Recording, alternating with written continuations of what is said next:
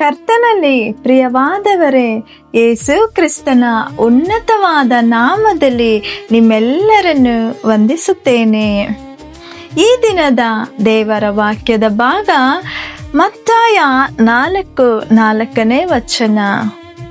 ಮನುಷ್ಯನು ರೊಟ್ಟಿ ತಿಂದ ಮಾತ್ರದಿಂದ ಬದುಕುವುದಿಲ್ಲ, ದೇವರ ಬಾಯಿಂದ ಹೊರಡುವ ಪ್ರತಿಯೊಂದು ಮಾತಿನಿಂದಲೂ ಬದುಕುವನು. ಪ್ರಿಯವಾದವರೇ, ಆಹಾರವು ದೇಹಕ್ಕೆ ಹೇಗೆ ಶಕ್ತಿಯನ್ನು ನೀಡುತ್ತದೆಯೋ ಹಾಗೆಯೇ ದೇವರ ವಾಕ್ಯಗಳು ಆತ್ಮಕ್ಕೂ ಪ್ರಾಣಕ್ಕೂ ಬಲ ಹಾಗೂ ಜೀವವನ್ನು ನೀಡುತ್ತವೆ. ಕರ್ತನು ತನ್ನ ವಾಕ್ಯವನ್ನು ಕಳಿಸಿ ನಿಮ್ಮನ್ನು ಗುಣಪಡಿಸುತ್ತಾನೆ ಮತ್ತು ಬಲಪಡಿಸುತ್ತಾನೆ. ದೇವರ ವಾಕ್ಯವು ಶಕ್ತಿಯಿಂದಲೂ ಮತ್ತು ಜೀವದಿಂದಲೂ ತುಂಬಿದೆ.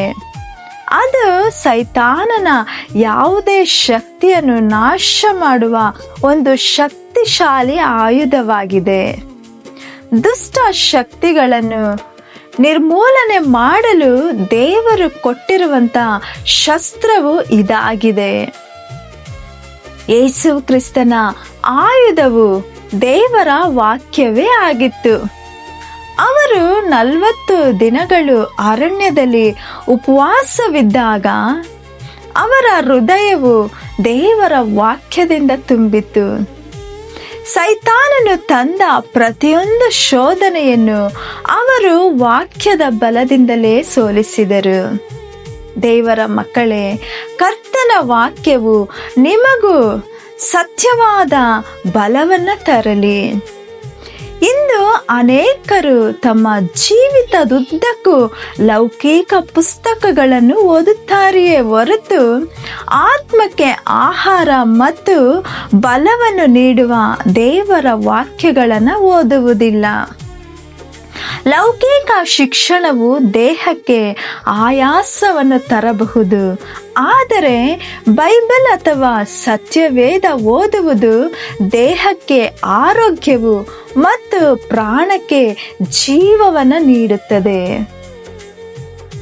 ಎಮ್ಮಾವು ಮಾರ್ಗದಲ್ಲಿ ಹೋಗುತ್ತಿದ್ದಂಥ ಶಿಷ್ಯರು ದುಃಖ ಮತ್ತು ವೇದನೆಯಿಂದ ಹೋಗುತ್ತಿದ್ದರು.